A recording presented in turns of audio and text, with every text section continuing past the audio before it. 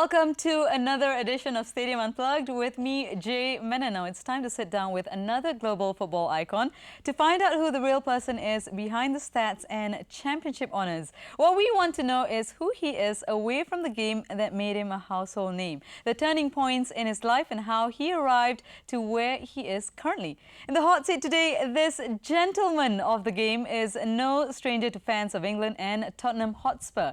He spent 16 seasons at the club, making him the longest-serving player with 619 appearances. He also captained the Lily Whites to the 1991 FA Cup title, this after winning the 1984 UEFA Cup medal. He has also featured for the Three Lions, England, earning 16 caps in an international career that spanned 10 years. Welcome to Stadium Unplugged, Gary Mabbutt, MBE. We have to ask you about that MBE. You met the Queen. Yes, it was a lovely occasion. I'm a bit of a royalist, so I love the royal family. I think the work they do is magnificent. And you actually get contacted quite a few months before it happens, because they just say that you're being looked at and regarded as maybe a recipient of an award from the Queen. So they ask you if you'd be happy to receive it, and obviously I wrote back saying absolutely delighted. And then in the New Year's honours list in 1994, the Queen gave me the MBE for my services to football. So it was wonderful to receive that. But then, of course, the actual ceremony takes place a few months later. And my mum and my dad were invited, so we all go along to Buckingham Palace, and you have a lovely reception yourself and all the other recipients of the awards. So you're there for a few hours, you look at staying in these most beautiful rooms in Buckingham Palace, you're very well looked after, and then you actually have the actual ceremony of presenting you with the award. And again, Her Majesty was absolutely delightful. I went up and to receive the award. You know, she's very knowledgeable about football. She spoke to me about my career and things. So, I mean, she must have such a base of information given to her about the, the award winners. But no, it was. I'm quite fortunate that. It was great to meet the Queen then, but I've also been an ambassador for the Prince's Trust for the last 20 years. So I get to meet Prince Charles a lot, and so I see him sort of a few times every year doing functions for the Prince's Trust. And last year I worked on the 2018, we were bidding for it for the World Cup football for England, and I worked with Prince William and Prince Harry on that. So I've been very lucky during my career and since to be able to meet a number of members of the royal family. But I think meeting the Queen on that day was a very special moment. Being honoured with the MBE for your services in football, how did you feel about that? Do you feel that you've done everything? Yes, I'm glad it's being recognised. Well, no, you don't even expect to be honoured in that way. As I said, I had 16 wonderful years playing for Tottenham. I had 5 years before that at Bristol Rovers, and I had the most wonderful career. I was very privileged in that I was able to be a player at the highest level. I played for a club, one of the best clubs in the world, and to me it was an absolute privilege to do that. You mentioned before that I was captain for 11 years, and again to be able to walk out at all the stadiums around the world, leading your team out onto the field. As I say, it was some great memories. Speaking of being a royalty, you must feel like royalty going into White Hart Lane. You've got your own lounge there.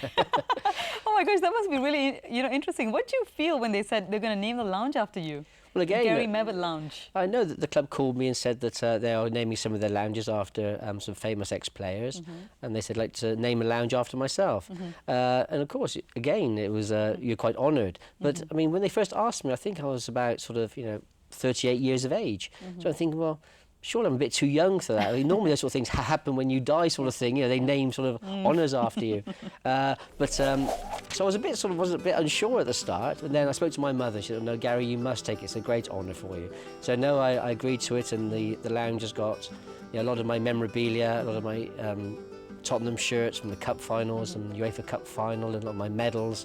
So they're all sort of displayed in the lounge, and no, it's a lovely part of the stadium, and I'm very fortunate that when I want to go and watch Tottenham play, I can go and sit in my own lounge. So yes, it's also very nice. Do you invite people to your lounge? Yes, I'm allowed to take some guests to games. So next time you're in the UK, you'll have to let me know. Oh, that is such a wonderful invitation. Now we'll take you up on that. Believe me. Please do. All right, moving on to when it all started.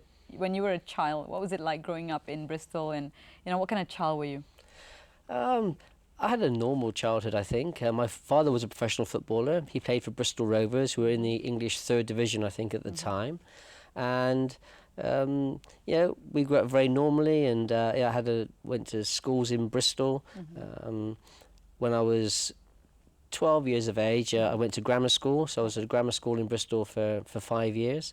So after doing all my sort of O levels, they were called then, at my grammar school, I passed 5 O levels in maths, English, history, geography, and chemistry. You even remember them all now, you Great see. memory there. So, and that was enough to enable me to have gone on to university. Did you like school? I quite enjoyed school. I mean, I think like most children, you wish you were sort of, you know, that able out you've playing done- football, yes. doing other things. But I thought that you have to be at school, so you may as well make the most of it while you're there.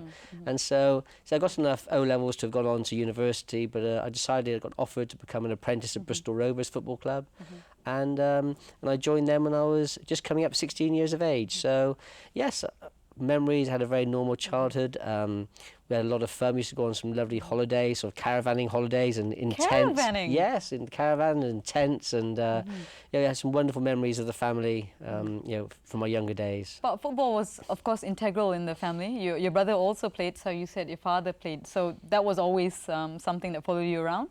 Yes, it was quite unusual, really, because when I first started getting into the Bristol Rovers first team, and you know, obviously suddenly you all started to come into catching the media attention. And I was always sort of Gary, son of Ray, brother of Kevin. So I was always having to follow my father's footsteps and then my brother's footsteps. So that was always quite fun. I think actually I realised I'd made it when I think I joined Tottenham. Then suddenly it came up with my name in a writing, and it didn't have anyone else's name around it. So it was just Gary Mabbutt. So, and in fact, it was quite funny because a few months later, my father was also in an article, and my brother, they were asking about how I was doing for Tottenham and for England. And when it had them there, it had sort of Kevin Mabbutt, son of Spurs' Gary Mabbutt, or brother of. So it was actually turned it around. So it was actually quite funny for the family. But no, my brother was a very good player as well. He played for Bristol City and then Crystal Palace. Then he got an injury when he was quite young, so didn't actually fulfil his talent. But no, we came from very much a footballing background, and yeah, I think my parents were very proud that we both became professional players. At one point, you were both playing for opposing Bristol teams. So how tense was the household when that was happening? Oh, it wasn't good. It was like, I'm not quite sure. Mum would be one side, Dad would be on the other side. Well, no, they both tried to sit on the fence in the middle, really.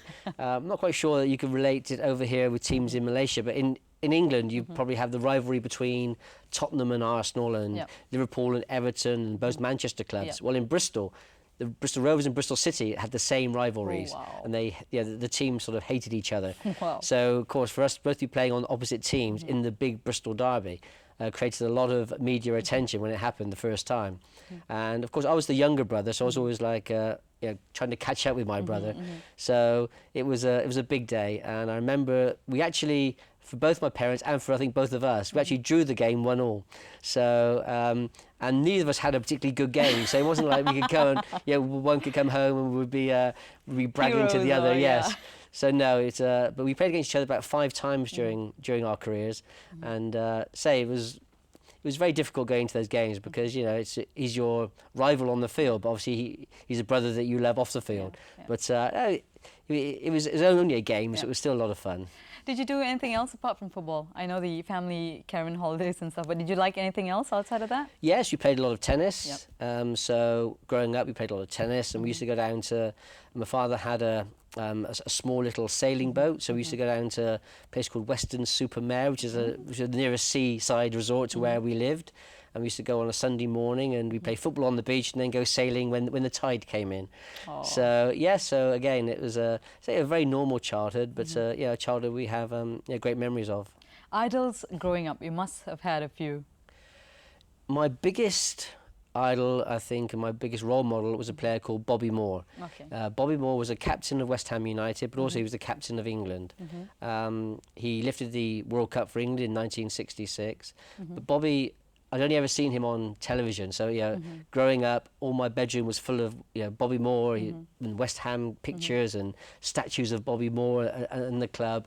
And it's actually quite funny because when I came to Tottenham, in my second season at Tottenham, we just won a game and I scored a couple of goals, so I got the Man of the Match award. So I'm going upstairs through the director's lounge to go and collect my award. As I opened the door to go through, and as I opened the door, there was Bobby Moore standing there. Oh. So the first time in my life I'd seen Bobby Moore, and I opened the door, and I went, Bobby, he was like he was my hero of my childhood, and he was like, oh Gary, what a great game today, well done. He was like patting me on the back, and I was saying, so that was quite a strange moment, because that was the first time I got to meet Bobby Moore. I got to meet him a lot of times after that, and of course, unfortunately, Bobby passed away. But I still do some work with his wife Stephanie, who's got a charity in Bobby's memory. Oh, what a great moment for you. More to come on Stadium Unplugged with Gary Mabbutt after this. We contacted 4 of the top specialists in the world on diabetes, and 3 of those specialists said that they didn't think I'd be able to continue as a professional footballer.